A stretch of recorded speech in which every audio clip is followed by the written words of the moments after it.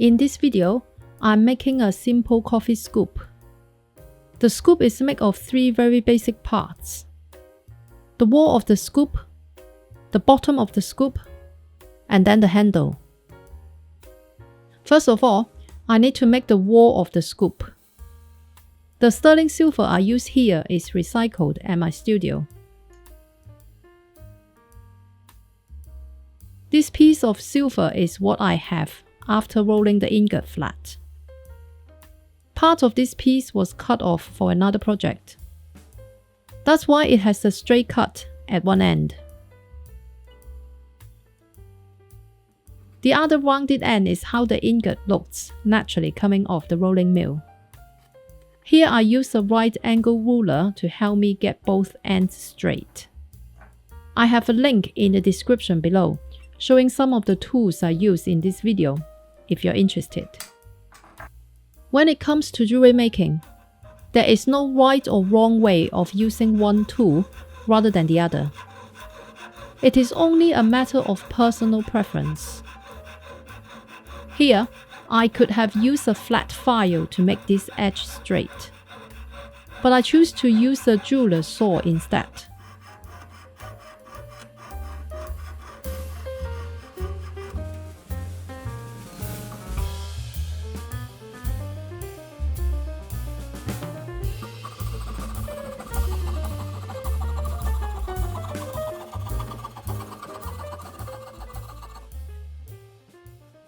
After cutting off excess materials at both ends, I use a flat file to make one of the long edges straight. To maximize the size of my rectangular shape, I use a divider to draw a parallel line along the side I have just made straight. First, cut off the rough edge.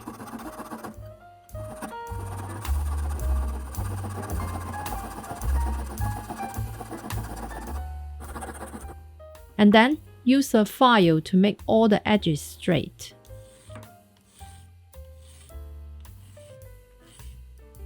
You can see that, to begin with, I have difficulty finding the edge as the file gets snagged on the rough material. But after a few attempts, my file glides much more easily across the edge. This is how I can tell the edge is getting smoother. I do this on all the edges. You can see that the 2 short edges are much smoother than the longer ones. That's because they are going to join together. This means that the smaller the gap between them is, the stronger my soldering joint will become. Making them both dead straight will ensure a tight fit for soldering. Compared to the 2 short edges, you can see from this angle that my 2 long edges are not that straight yet. There are still lots of small spikes hanging on there. I'm not too worried at this stage, because I will have a better chance to resolve that later. Now I move on to form a cylinder shape with this piece of silver. The punch I use here is from my doming punch set. I put it sideways and use the handle and the swage forming block to help me form the cylinder.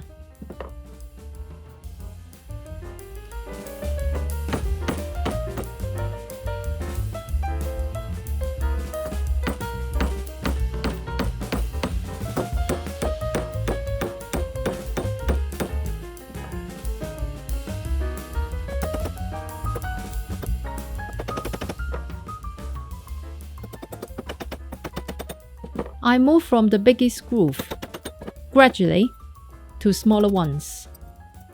As I don't want the diameter of the cylinder to become too small, I only use the 3 biggest punches from my doming punch set. In order to not damage my punches, I use a rawhide mallet for hammering.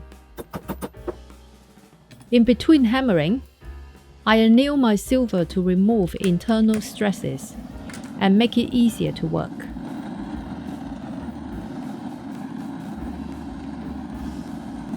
Once it shows a hint of orange color, I know my silver is ready. After cooling it down in the open air, I carry on closing the gap between the two edges. By the way, whenever hammering, I always wear a pair of heavy-duty air defenders. I have a video talking about 10 basic health hazards when making jewelry. If you're self-taught, I think it's worth having a look. It never hurts being too careful. The link is in the description below if you're interested. Being patient is very important when working with precious metal. This is more or less how I want it to be. When the gap is closed, the profile is round. Repeat the previous process. Anneal it and hammer it a few more times till the gap is closed. Next, I solder the gap closed using hard solder. When doing this, it's very important to only melt the solder, not the cylinder. Otherwise, I would be back to square one again.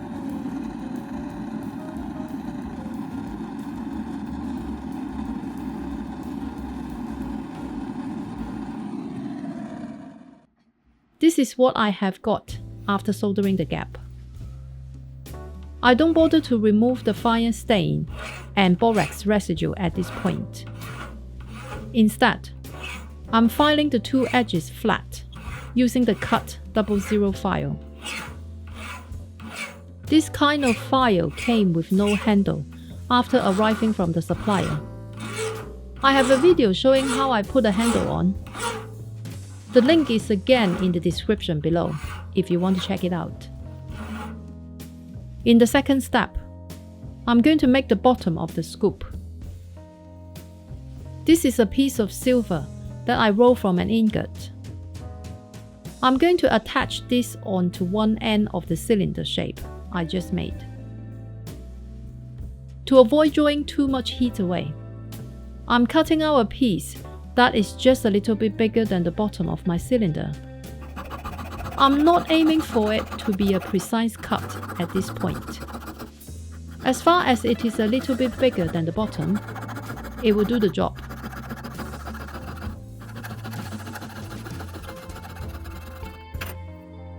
This is how it needs to be.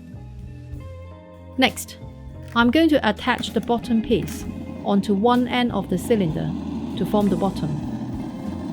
Again, I just want to melt the solder, not the silver nor the hard solder I just put on earlier.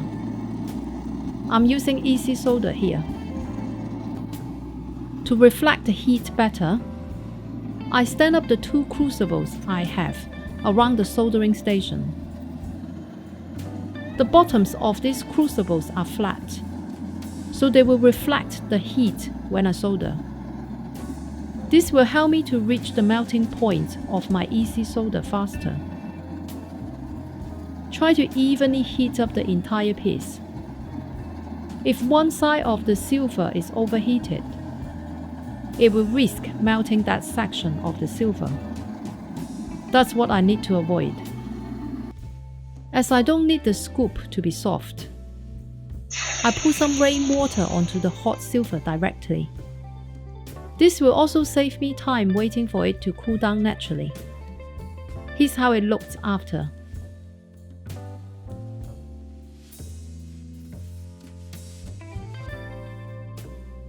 To remove the fire stain and flux residue, I submerge my scoop into the warm pickle bath for about 30 minutes.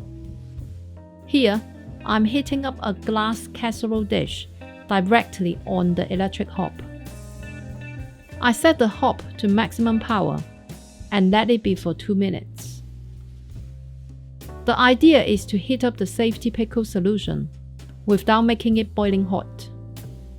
So how long I heat up the pickle solution here totally depends on the amount of mixture I have, and also the power of my oven. I once forgot to turn the hob off and left the kitchen. It made a total mess in my place. These days, I always set the alarm and would never leave it unattended. This is how it looked after the pickle bath. My silver has turned quite white. If the piece of silver I soldered on the bottom was quite thin, I could have used a pair of scissors to cut it off. But in my case, the silver is quite thick, so I'm using my saw to cut the excess edge off. I'm cutting it quite close to the cylinder wall, but trying to leave about half of an mm of silver. This will allow me to adjust it later. For the thin edge I just cut off, it goes to the crucible for recycling. To make the bottom flush fit with the wall, I use a flat file to take off the edge. When doing this, I always follow the contour of the surface with the file.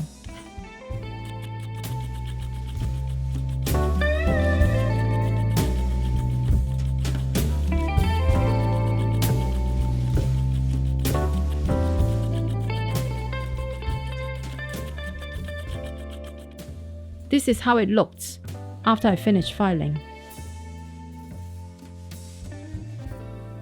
In the last step, I'm going to give this scoop a handle. This is a silver wire I make from recycled sterling silver. I have another video showing how I make it from scratch. Check it out if you're interested. The link is in the description below. So this is going to be the handle of my coffee scoop. To maximize the contact between the handle and the scoop, I drew a hole in the scoop, so I can put a little bit of the handle through. And this is how it looks after the handle is soldered on. Because I don't want the handle to be too long, I cut off the unwanted section.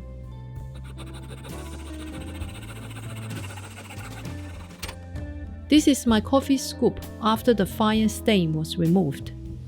The entire scoop is polished and clean. Do you drink coffee? If you do, what do you use to measure the coffee beans or powder? Let me know in the comments below, and I will see you in the next video.